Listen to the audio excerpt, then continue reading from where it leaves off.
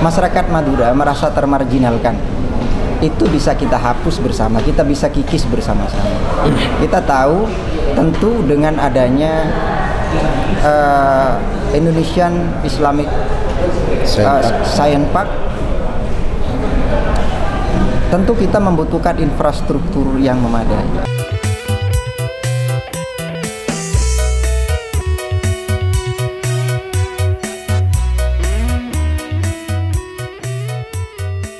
Assalamualaikum warahmatullahi wabarakatuh. Selamat malam pemirsa TV Iqomah dimanapun Anda berada. Kali ini kita bersilaturahim dengan salah seorang tokoh muda asal Madura yang kebetulan beliau sekarang tinggal di Bekasi. Beliau ini adalah Haji Parto yang sebagai politisi yang berlatar belakang pondok pesantren. Beliau adalah tokoh muda yang sangat interest terhadap pembangunan Madura, bagaimana bisa Madura maju, lebih maju daripada yang ada saat ini, baik dari ekonomi, ya, infrastruktur dan SDM. Assalamualaikum Pak Haji Parto. Waalaikumsalam. Bagaimana menurut Pak Haji Parto tentang pembangunan Madura yang saat ini adalah masyarakat Madura sangat berharap terhadap kemajuan Madura itu sendiri, sehingga di antara beberapa tokoh ada yang berinisiasi bagaimana Madura itu menjadi salah satu provinsi dan sebagainya. Menurut Pak Haji Parto bagaimana? Ya, berkaitan dengan saya akan memulai untuk merespon apa yang pernah disampaikan oleh beberapa pertemuan yang lalu yang diselenggarakan halal bihalal yang diselenggarakan di Surabaya. Di situ pidato Gubernur Jawa Timur Ibu Khofifah Indar Parawansa sempat menyinggung persoalan Indonesian Islam Science Park. Nah, oleh sebab itu akan menjadi daya tarik tersendiri. Itu merupakan pintu masuk untuk bagaimana memajukan Madura.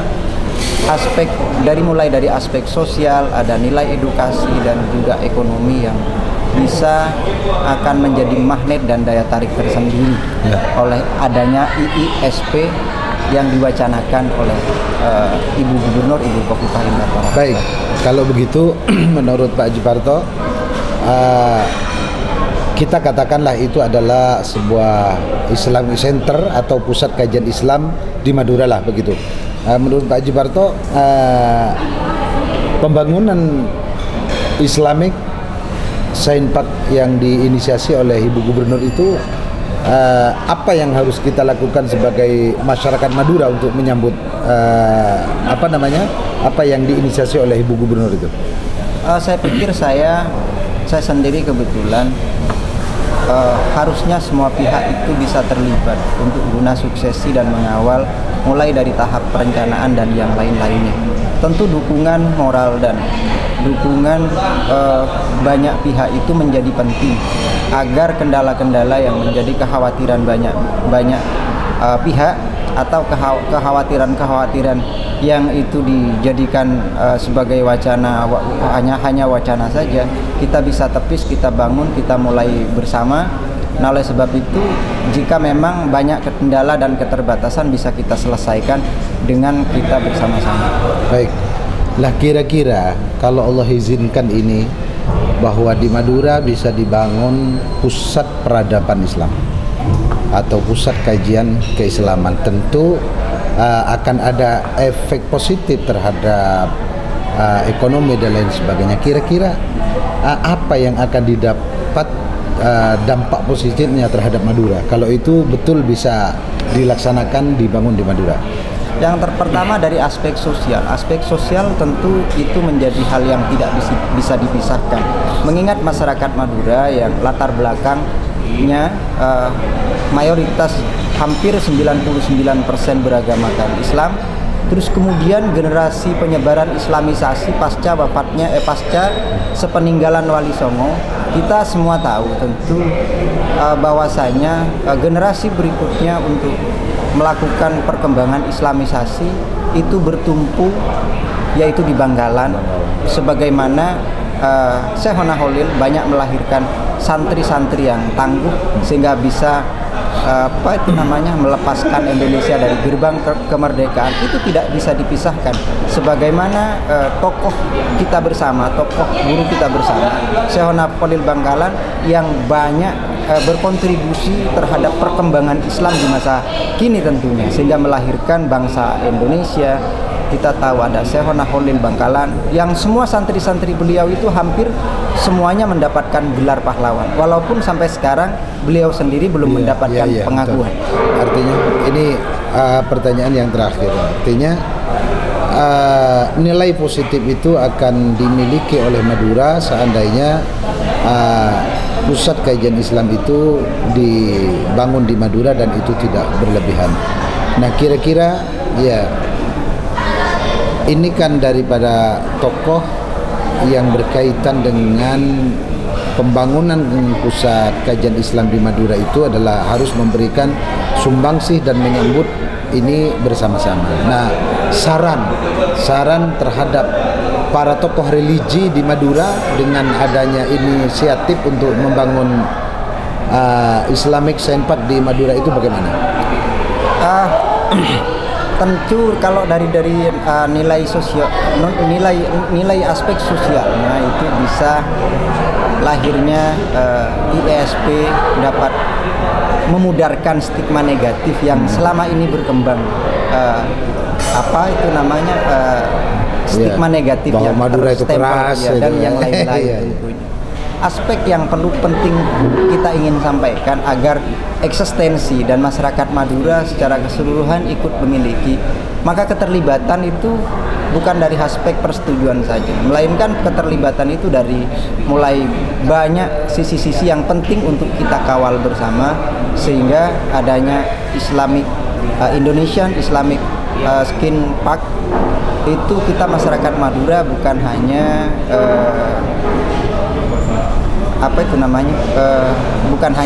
tapi turut berpartisipasi di dalam banyak hal. Nah, dari itulah yang kemudian mulai dari tahap pelaksanaan sampai dengan proses berjalannya itu keterlibatan itu ada aspek-aspek yang lain daripada selain ada aspek edukasi, ada aspek sosial, tapi juga nilai ekonomi yang tidak bisa dinafikan, sehingga eksistensi perjalanan Indonesian Islamic Skin Park itu kita sama-sama turut merasa memiliki. Baik, iya. Sebagai closing statement, kira-kira dengan adanya inisiasi yang pembangunan ini yang kebetulan diinisiasi oleh Ibu Gubernur, ya Ibu Khofifah sebagai gubernur kita, apa harapan sekarang untuk Ibu Gubernur dengan adanya ini? Harapannya itu segera terlaksana agar selama ini yang merasa masyarakat Madura merasa termarginalkan itu bisa kita hapus bersama, kita bisa kikis bersama-sama. Kita tahu tentu dengan adanya Indonesian Islamic Science Park, tentu kita membutuhkan infrastruktur yang memadai agar bisa memudahkan masyarakat dari atau menuju Madura, agar menjadi nilai tambah bagi masyarakat untuk memajukan ekonomi masyarakat Madura. Penting untuk diadakan terminal udara misalkan, sebab itu cukup membantu. Nah, oleh sebab itu maka ketimpangan sosial di mana masyarakat Bangkalan itu dengan Surabaya hanya dibatasi oleh jembatan Suramadu. Tetapi ketimpangan sosial kita bisa lihat bersama bagaimana gap antara masyarakat yang berada di pesisir selatan Madura atau yang berada di sisi utara di Surabaya itu sangat jauh sekali. Nah, oleh sebab itu infrastruktur, tentu sarana publik yang bisa menjadi penunjang atau daya magnet nilai tambah masyarakat, harus pembangunan itu segera secara merata Oleh sebab itu yang nantinya menjadi pintu masuk dapat kepincangan atau ketimpangan sosial itu bisa kita kikis bersama. Betul. Mulai dari wilayah-wilayah penyangga seperti Bangkalan, Gresik, Lamongan, dan termasuk Sidoarjo atau yang lebih dikenal dengan Gerbang Kartosusilo. Jadi kalau ini bisa terlaksana artinya sekaligus sebagai jawaban bahwa Madura bukan satu daerah yang ditinggal dan dimarginalkan oleh Ibu Gubernur. Begitu ya? Ya, persisnya seperti itu. Baik, terima kasih Pak Haji Parto. Inilah bincang-bincang kita pada malam hari ini, yang intinya Pak Haji Parto sebagai tokoh muda Madura adalah sangat mendukung dan berharap terhadap pembangunan Islamic Science Park yang akan dibangun di Madura, yang diinisiasi oleh Ibu Gubernur. Harapannya mudah-mudahan Ibu Gubernur segera memanggil para stakeholder untuk melaksanakan rencana pembangunan besar ini. Terima kasih pemirsa Iqomah TV. Assalamualaikum warahmatullahi wabarakatuh.